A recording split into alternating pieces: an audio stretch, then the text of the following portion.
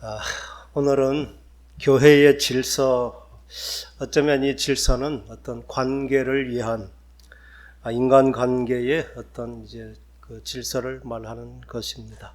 오늘 주신 말씀은 이제 세 부류의 사람들로 나누어서 연로하신 분, 그리고 젊은 사람들, 그리고 과부된 사람들, 이렇게 그분들을 어떻게 대하고 또 그분들과 어떻게 관계를 맺어갈 것인가. 교회라고 하는 것은 일반 사회 단체와는 다른 성격을 가집니다. 우리가 동호회도 있고 또 자기가 좋아하는 어떤 목표를 위해서 함께 모임을 가지기도 합니다. 그런 모임은 동일한 목적과 또 동일한 주제를 가지고 있어서 그 사람들이 하나가 되기가 어쩌면 쉽죠. 그런데 교회라고 하는 것은 참 다양한 부류의 사람들이 모이게 됩니다. 오늘 주신 말씀처럼 교회는 하나님의 집이다. 마치 집처럼 다양한 연령층, 또 다양한 개성과 또 자질을 가진 사람들의 모임. 그러면서도 교회는 법적으로 구속력이 없는, 자기가 원하면 그 안에 속하지 않을 수도 있는, 자기 마음대로 할 수 있는 것이 또 교회라는 특성이기도 합니다. 그래서 좋은 교회가 있고 아직 덜 좋아진 교회가 있는 것이죠. 좋은 교회라고 하는 것은 서로의 다양성 그리고 다름을 인정하고 존중하는 가운데 나와 다른 경험을 소중하게 배우고 또 나와 다른 어떤 자질과 실력을 가진 그것을 잘 인정해주고 또 배우는 기회도 되고 또 서로 다르기 때문에 우리가 더 많은 일을 감당할 수 있는, 더 크게 일을 할 수 있는 공동체가 되었다는 그러한 마음으로 마치 한 가족처럼 모아지는 것, 그게 이 교회의 질서를 세우는 이유이고 또 교회가 그렇게 돼야 되는 것. 그래서 문제가 될 수 있는 요소들에 대해서 사도 바울은 디모데에게 구분해서, 연령대를 구분해서 어떻게 대하는 것이 서로 함께 공동체를 이뤄갈 수 있는 길인지 그걸 가르쳐 주시고 있습니다. 행복한 우리 교회는 아버지를 하나님으로 모시는, 그래서 아버지가 같은 한 식구, 그래서 교회는 하나님의 권속, 한 가족이라 이렇게 말합니다. 그러면서 우리는 이 훈련돼야 될 부분들이 있는 것입니다. 가족이면서도 나의 개성과 나의 성격, 그리고 나의 지금까지 있었던 삶의 방식이 이제 점점 깎여지고 또 풀어지고 또 융화되고 이런 변화의 과정을 거치지 않으면 모여있지만 마치 한 가족처럼 이렇게 하나가 되지는 못하는 것입니다. 그래서 교회는 이게 하나가 되는 것이 참 어려운 과제입니다. 그래서 교회마다 다 특징이 있죠. 목회자의 성향을 따라 모이기도 하고 또 성도들의 부류에 따라서 지식인이 많이 모이는데 의사선생님이 많이 모이는 교회는 의사선생님만 모이고 또 지방색에 따라서 그렇게 모이기도 하고, 그것은 서로 융화되기가 어렵기 때문일 것입니다. 그런데 행복한 우리 교회는 그러한 다름이 존중되고 또 자신도 그 안에 항상 마음을 넓혀가면서 모든 것을 포용하고 이해할 수 있는 그렇게 넓은 사람으로 변화되어 가는 것, 그게 모세의 오경이 우리에게 주는 유익이고 또 그렇게 참 자신의 인격을 변화시키면서 위대한 믿음의 사람이 된 그 본이 된 아브라함의 믿음을 우리가 본받는 것이 이 교회가 하나 되게 하는 아주 강력한 그러한 변화의 동기가 되는 것입니다.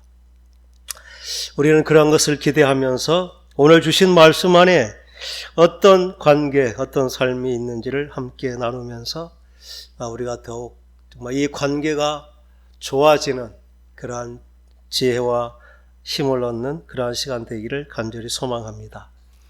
1절, 2절 말씀에는 늙은이, 나이가 많은 연장자, 연로하신 분, 그러한 분들은 아버지에게 하는 것처럼 하라.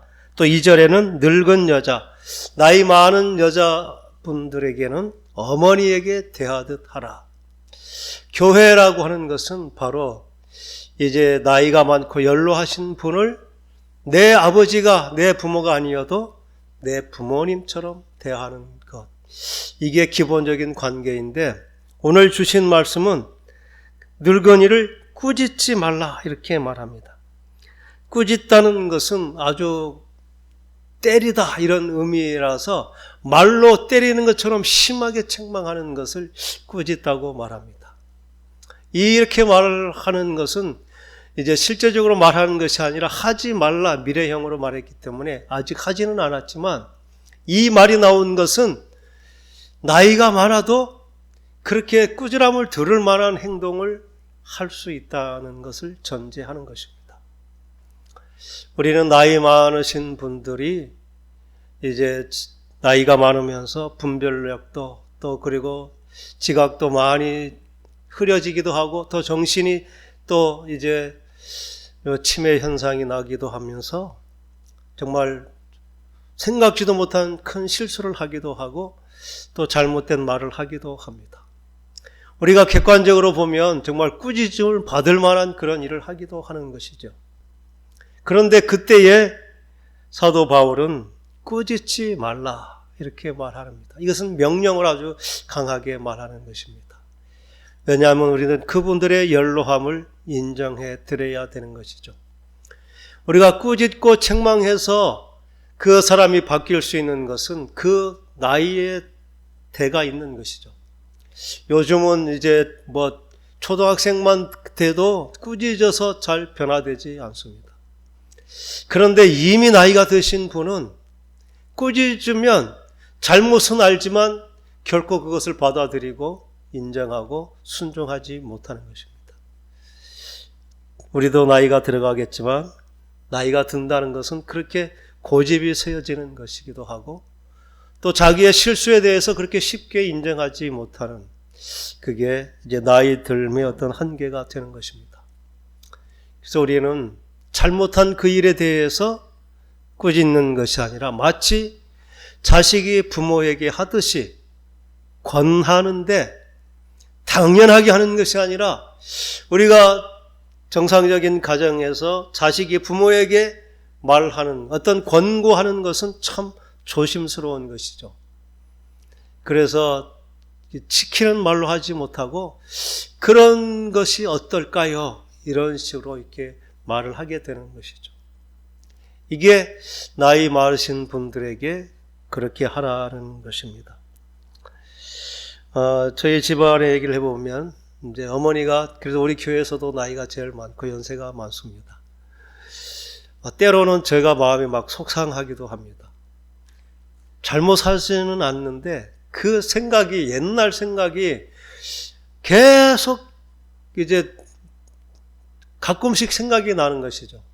그래서 막 욕하기도 하고 심한 말을 하기도 하는 그런 것을 보면서 자식으로서 부모지만 저렇게는 정말 안 했으면 좋겠다. 그런 마음이 있어서 때로는 막 의로운 분노 같은 것도 일어나지만 그렇게 대회해서 말하기는 참 어렵습니다. 굉장히 조심스럽게 말을 하는 것이죠. 어머니한테 정말 샘이 단물하고 쓴물을 함께 낼 수 없는 것처럼 우리 입으로 저주하고 욕하는 말을 하고 그 입으로 복을 빌면 하나님께서 그 입의 말에 복을 주시겠습니까? 이렇게 한마디 하긴 했지만 혹시 그래도 마음이 언짢을까 봐 조심스러워지고 한마디 말하고 정말 혹시나 마음 상할까 조심해지는 것이 이 부모에 대한 모습인 것입니다. 우리는 나이 들었다고 하는 것은 어쩌면 잘못할 수 있는 특권을 가졌다 이렇게 인정을 해야 되는 것입니다. 사도 바울은 그렇게 권하는 것입니다. 꾸짖을 일이 있지만 꾸짖지 말고 부모에게 권하듯이 그렇게 조심하게 정말 마음에 상처받지 않도록 그렇게 감싸주고 덮어주고 정말 세워주는 일, 그게 나이 드신 분들에게 우리가 해야 될 일이라 이렇게 말합니다.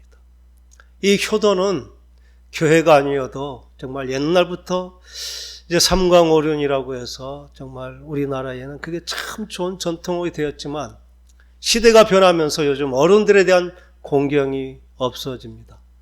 부모를 때리기도 하고 죽이기도 하는 그러한 시대가 되었지만 하나님의 말씀은 여전히 부모를 공경하는 것은 우리가 할 수 있는 최선의 선을 행하는 일이고 하나님을 믿는 우리가 해야 될, 끝까지 지켜야 될, 잘못한 부모가 있을지라도 나로 인하여 그 허물이 가려지고 그가 정말 천해지지 아니하도록 울타리가 되고 보호막이 되어주고 또 대신 그 책임을 감당해 주는 일, 이게 사도 바울이 나이 드신 분들에게 하라고 하는 명령인 것입니다. 예수 믿는다는 것은 이 손해보는 것을 기쁨으로 하기로 작정한 사람들이 하는 일입니다. 예수님의 그 사랑을 우리가 받지 못했다면 우리도 할 수 없는 것이죠. 그런데 하나님은 우리에게 할 수 있는 능력을 주셔서 했으면 좋겠다고 말하지 않고 사도 바울은 당연히 할 것처럼 하라고 명령하십니다. 이 시간 부모를 꾸짖지 말고 자녀가 부모에게 권하듯 하라는 이 말씀을 그대로 받고 순종하는 저와 여러분 되기를 간절히 소망합니다. 아멘.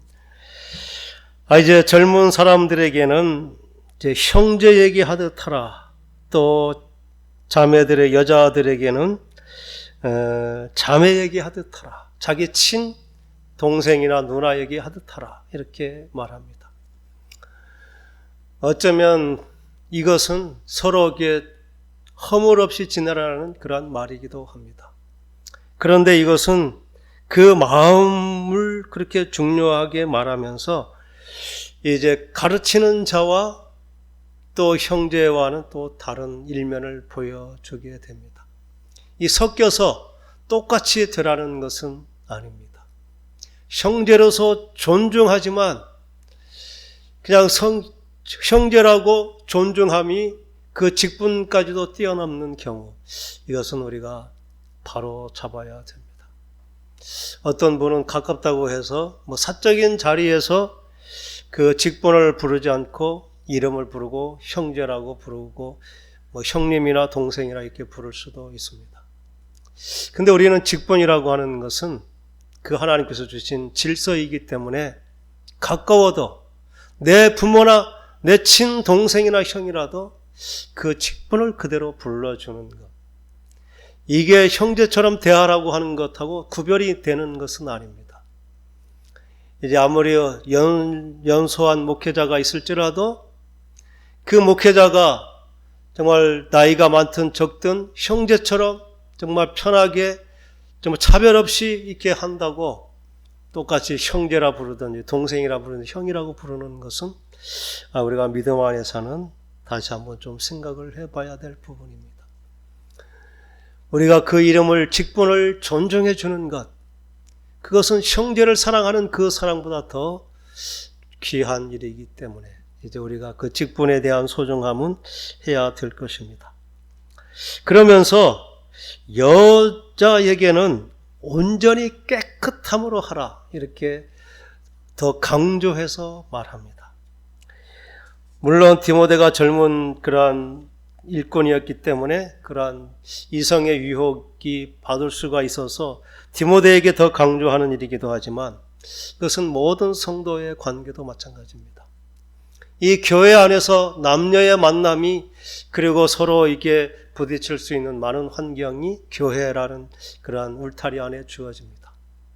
그런데 우리가 남녀의 관계 가운데 정말 허물 없이 형제처럼 지낸다 하면서 이 온전히 깨끗함이라는 것은 어떤 성적인 순결함을 이렇게 말하는 것입니다. 그래서 어떤 행위뿐만 아니라 언어 자체까지도 우리는 구별되게 정말 존중하게 그 선을 잘 지켜야 된다는 것을 말하고 있습니다.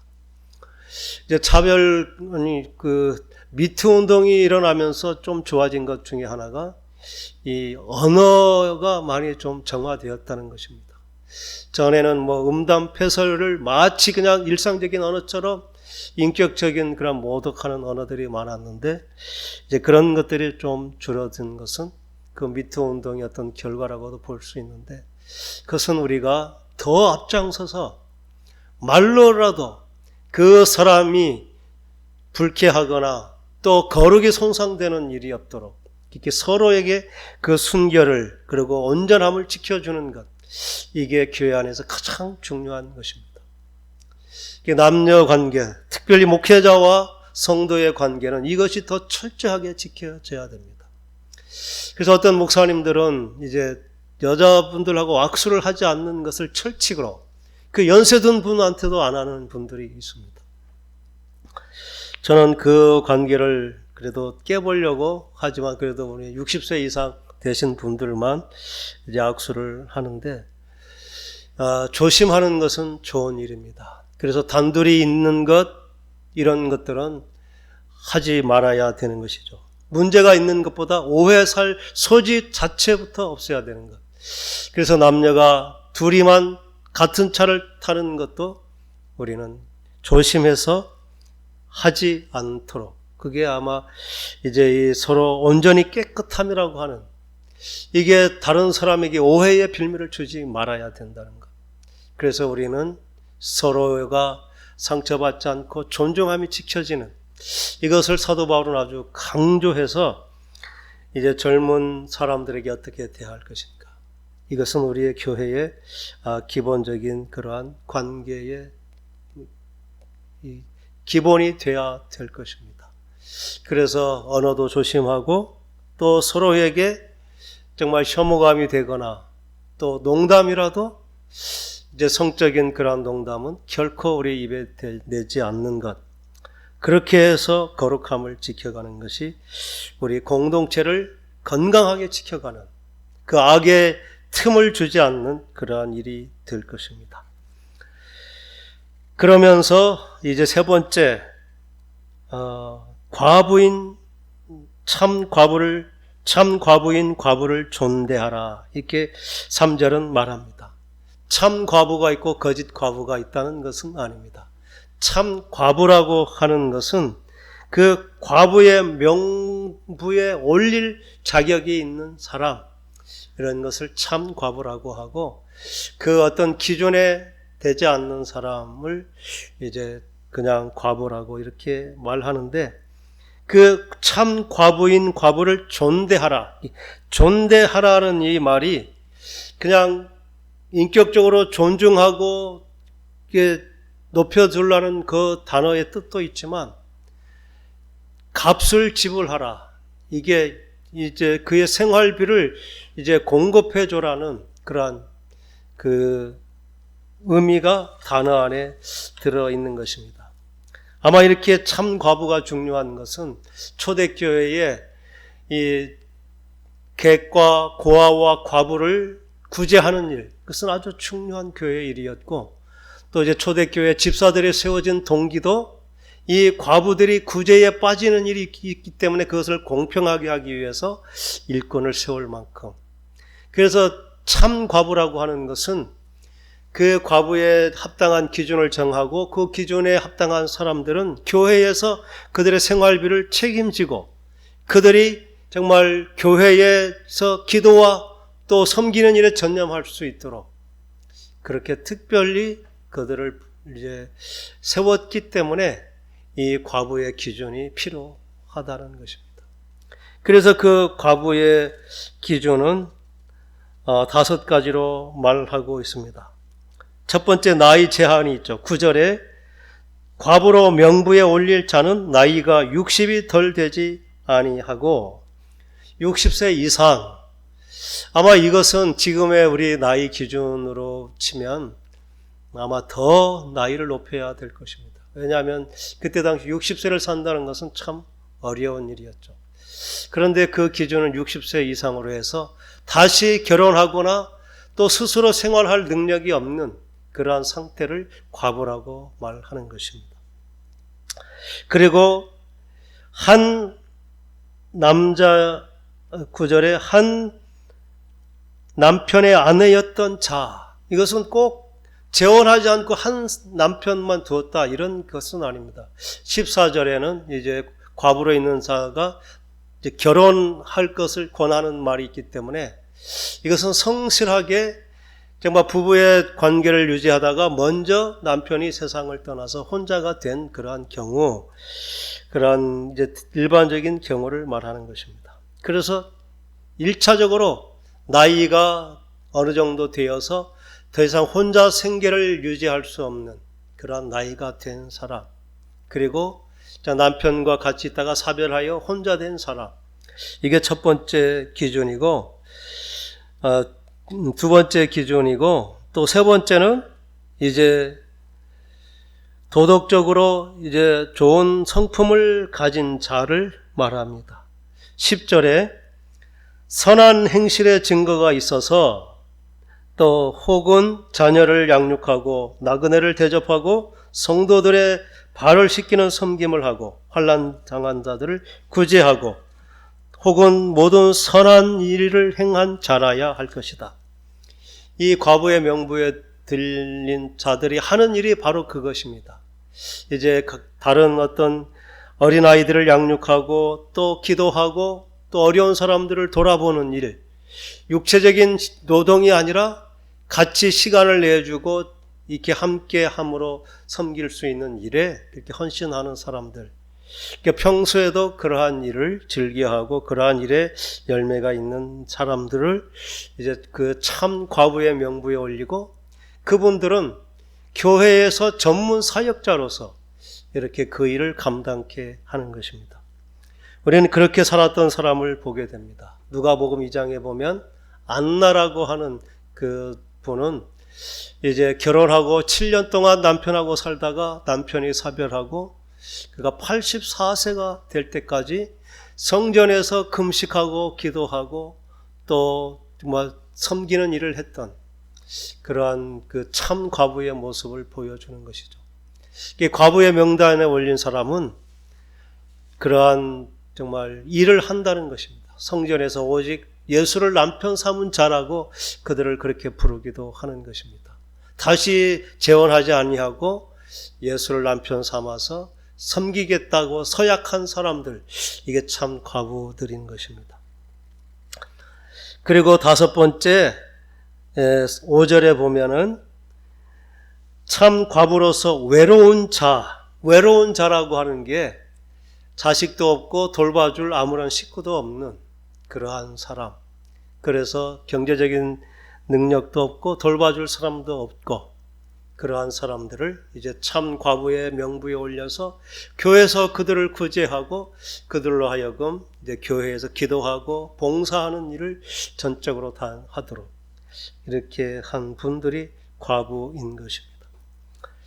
그런데 참 그렇게 처음에는 그런 엄격한 기준이 있었지만 이제 과부만 되면 젊은 사람도 다 그 과부의 명부에 올리고 교회에서 이제 급료도 받고 또 함께 교회 일에 동참도 했지만 젊은 사람들에게는 문제가 일어나기 시작한 것이죠. 어떤 사람들이 일어나냐면 이제 남자가 생겨서 결혼하기로 하고 결혼하고 나가는 사람들, 그런 사람들은 결혼이 잘못된다는 것이 아니죠. 과부로 이렇게 명부에 올린 사람은 아까 말했듯이 서약을 하는 것입니다. 나는 재혼하지 않고 이제 정말 하나님의 이름을 위해서 예수를 신랑 삼고 내가 교회에 전념하겠습니다. 그렇게 서약을 파기하고 이제 그 처음 믿음에서 떠나게 되는, 그래서 그것 자체가 이제 하나의 자신에게 큰 책망거리가 되는 것. 그렇기 때문에 젊은 사람들은 아예 명부에 올리지 않도록 하라, 이렇게 말하는 것입니다.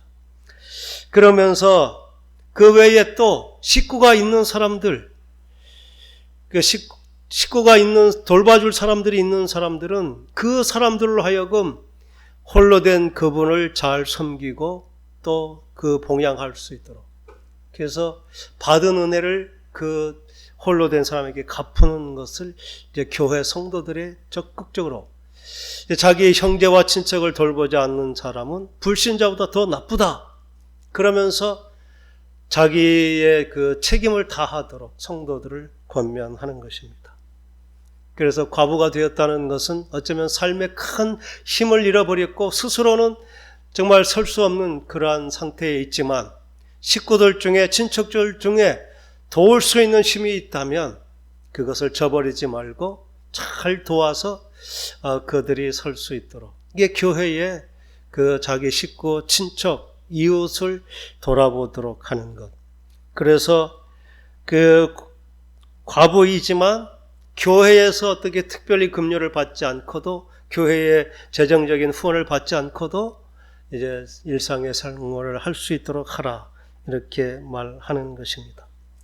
그러면서 또 그들을 과부로 이렇게 올리는 것을 경계한 또 두 가지 일이 있는데, 참 사람은 이제 편하면 점점 편한 것을 좋아하게 됩니다. 일하던 사람도 일 안 하고 먹고 살게 되면 일을 하지 않게 되는 것이죠. 그런 일이 있어서 이제 그러한 그 참 과부의 명단에 하지 말라고 하는 13절에 그렇게 말합니다. 또 그들이라고 하는 것은 이제 젊은 과부들이죠. 그들은 게으름을 익혀서 게으름이 몸에 배어버린다는 것이죠. 왜냐하면 교회에서 그들의 생활비를 다 지원해주면 더 이상 이제 염려 없이 그냥 일을 할 수 있는데도 일을 하지 않게 된다. 그뿐 아니라 그들은 이제 신방하고 성도들을 섬긴다는 이유로 집집마다 이제 같이 가게 되는데, 젊은 사람들은 이제 쓸데없는 말을 하며 일을 만들어 마땅히 아니할 말을 한다. 이 교회가 잘 구역 예배나 이게 모임의 문제가 되는 것은 이렇게 서로 이제 이야기를 자꾸 만들어내는 것이죠.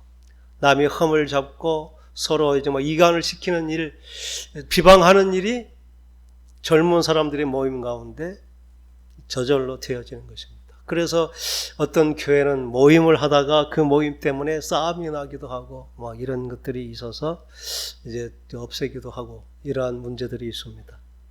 이제 젊은 그러한 사람들, 힘도 있는데 일을 하지 않고 많은 시간이 주어지고 또 집집마다 돌아가서 여러 가지 형편을 보게 되고 하다 보니까 저절로 이야기거리가 풍성해지는 것인데, 그 이야기가 유익하지 않고 서로에게 그냥 가십거리라고 이게 그냥 말할 뿐이고 그냥 남이 말하기 좋아할 뿐이지 유익하지 못한, 그래서 문제를 일으키는 말을 하게 된다. 그래서 그들은 과부의 명단에 올리지 말라, 이렇게 말하는 것입니다. 이 말은 더불어 우리가 시간이 있고 또 어떤 사람의 비밀을 알 때도 그것을 퍼뜨려서 이야기거리, 비방거리가 되지 말게 하라는 그런 경고의 말씀이 같이 들어 있습니다. 우리는 앞으로 이러한 문제가 서로 정말 상대방을 지켜주지 못하고 아는 것을 사실이기 때문에 그대로 말했다고 해도 그게 다른 사람에게는 이제 그 사람의 비밀이 폭로되고 또 그게 또 허물이 될 수도 있고 문제가 될 수 있는.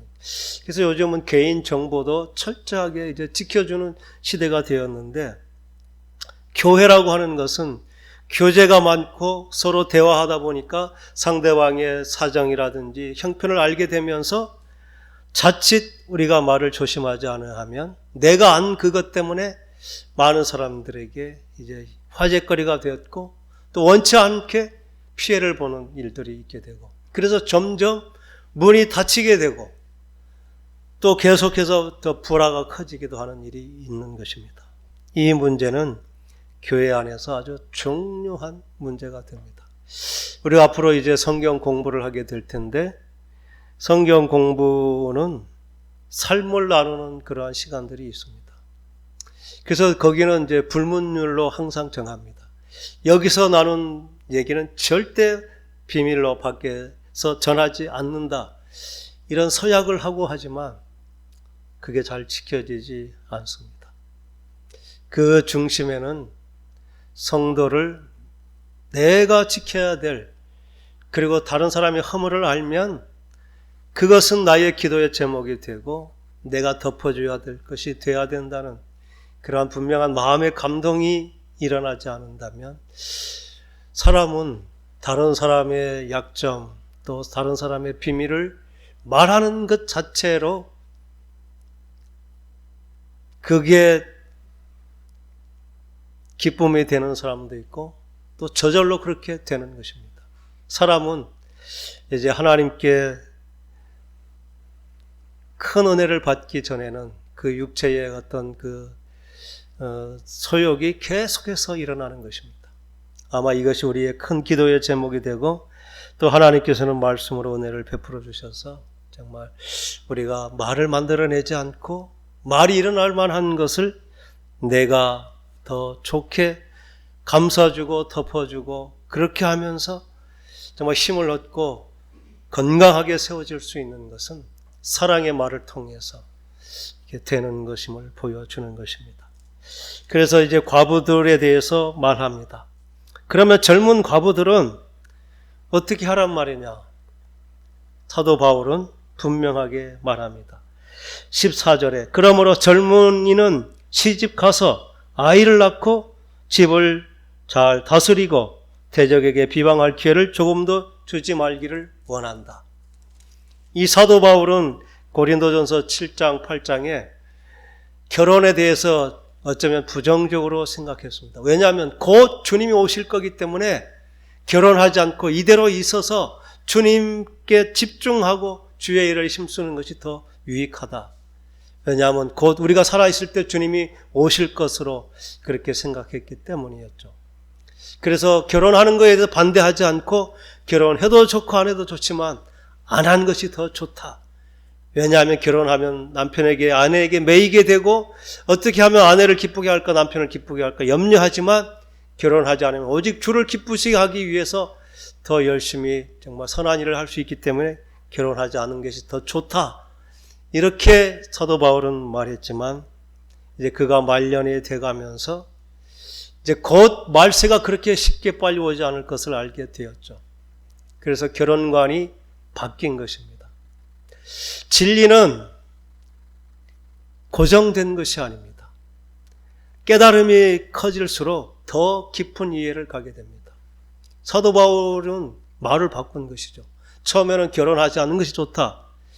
그러나 결혼하는 것이 더 좋을 수도 있다는 것을 알게 된 것이죠.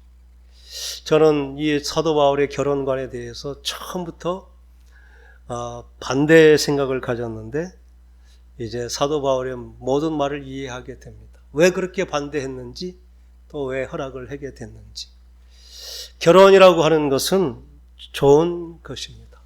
과부가 되어서 결혼할 형편이 되고 결혼할 조건이 된다면 결혼해서 자녀를 키우고 가정을 세우는 그 일이 과부로 혼자 그냥 사는 것보다 좋다 이렇게 허락을 하는 것입니다. 그런데 결혼도 하지 않고 그렇게 혼자 살면서 이제 3절, 4절에 6절의 말씀처럼 향락을 좋아하는 자는 살았으나 죽었다 이렇게 말합니다. 또 오늘 주신 15절에는 이미 사탄에게 돌아간 자들도 있도다 이렇게 말하는 것은 향락을 좋아한다는 것은 이 과부로 혼자 산다는 것이 그때 당시는 굉장히 어려운 것이었죠. 그래서 과부들이 생계를 위해서 할 수 있는 것은 거의 매춘이나 이러한 그러한 불륜을 통해서 생계를 유지할 수밖에 없는. 그래서 그러한 사람들은 향락을 좋아하는 자기를 그 성적인 방탕에 내버려 둠. 그래서 그러한 사람들은 이제 육신은 살았지만 영적으로는 죽은 존재, 이미 사탄에게 내준 존재가 되었는데 그렇게 하지 말고 젊은 사람이면 결혼할 기회를 찾고 결혼해서 그 건강한 가정을 이루는 것. 그것이 이제 혼자 사는 것보다 유익하다. 사도 바울은 그렇게 말하는 것입니다.